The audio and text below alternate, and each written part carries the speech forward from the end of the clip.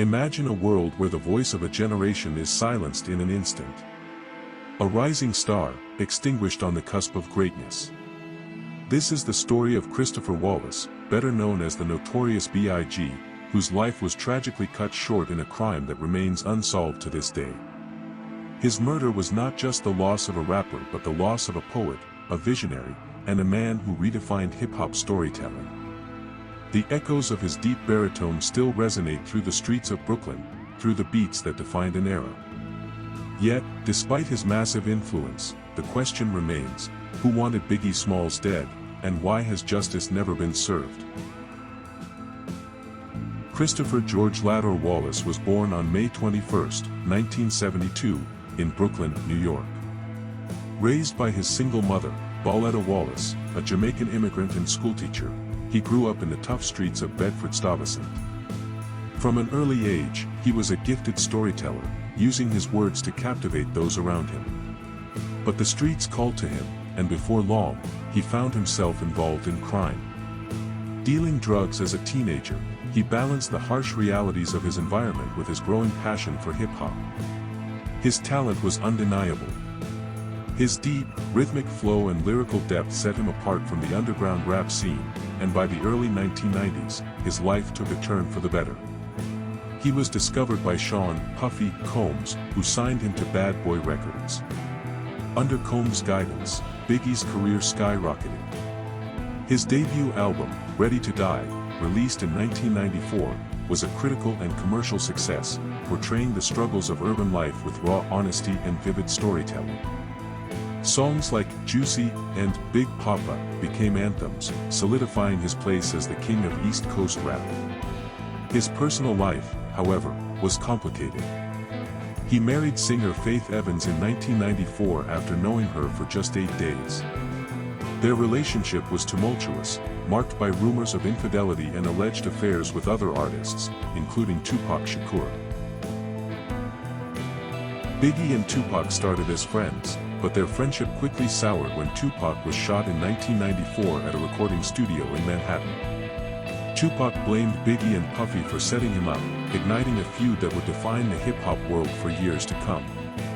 The East Coast-West Coast rivalry intensified, with Death Row Records and Bad Boy Records at the center of the conflict. Then, in September 1996, Tupac was murdered in a drive-by shooting in Las Vegas. The hip-hop community was still reeling from the loss when, just 6 months later, Biggie met the same fate. On the night of March 8, 1997, Biggie attended an after-party following the Soul Train Awards at the Peterson Automotive Museum in Los Angeles. The atmosphere was celebratory, but tension simmered beneath the surface. The hip-hop world was on edge following Tupac's murder, and the presence of rival factions made the night feel like a ticking time bomb. As Biggie and his entourage left the party in the early hours of March 9th, they got into a convoy of vehicles. Biggie was in the passenger seat of a GMC Suburban, driven by his friend and bodyguard, Gregory G. Money Young.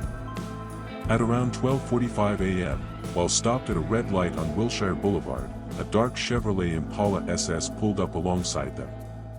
A man in a blue suit and bow tie rolled down his window, raised a 9mm pistol, and fired.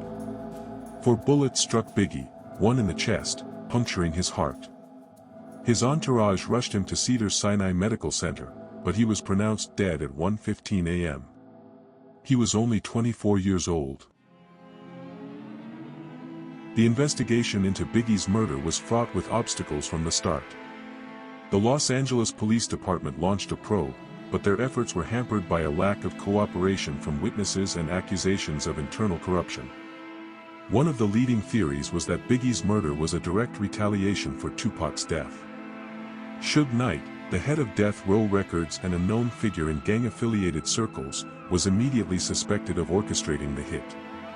At the time, Knight was serving a prison sentence for a parole violation, but many believed he still had the power to call the shots from behind bars. Another suspect was Wardell Poochie Faust, an alleged Bloods gang member and a close associate of Knight.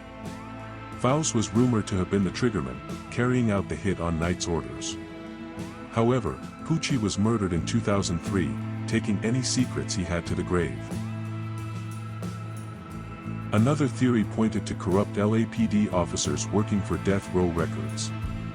Russell Poole, an LAPD detective assigned to the case, became convinced that officers David Mack and Rafael Perez were involved in Biggie's murder.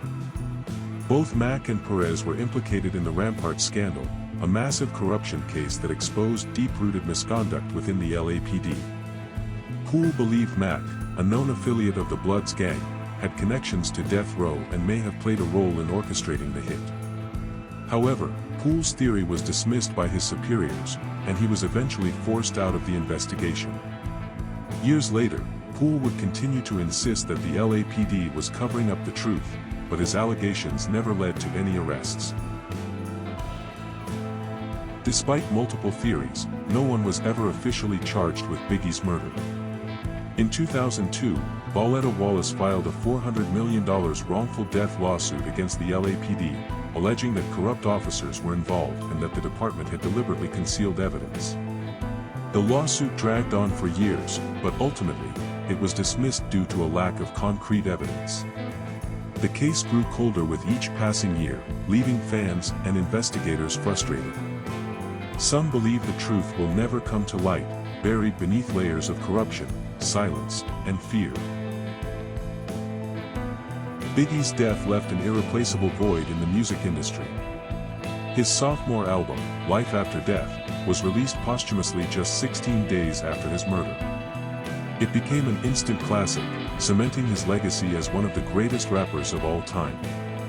Songs like Hypnotize and Mo Money Mo Problems dominated the charts, proving that even in death, Biggie was larger than life. His influence continues to be felt today, inspiring new generations of artists. Yet, despite his enduring legacy, the lack of justice for his murder remains a stain on the history of hip-hop. The question lingers, why, after all these years, has this case remained unsolved? Was it a lack of evidence, or was there a deliberate effort to bury the truth? Who had the most to gain from silencing the Notorious B.I.G? Could there still be people alive today who know the truth but have chosen to stay silent? Theories persist, but answers remain elusive. Perhaps the most chilling aspect of this case is the eerie parallel between Biggie and Tupac, two giants of hip-hop, both murdered in almost identical fashion, both cases left unsolved. What do you think? Was Biggie's murder simply the result of an escalating rivalry, or was it something much more complex, something designed to be kept in the dark? Leave your thoughts in the comments. And if you found this deep dive into one of music's greatest mysteries compelling, be sure to like, share, and subscribe for more stories that pull back the curtain on the mysteries that still haunt us. Until next time, stay curious, and keep seeking the truth.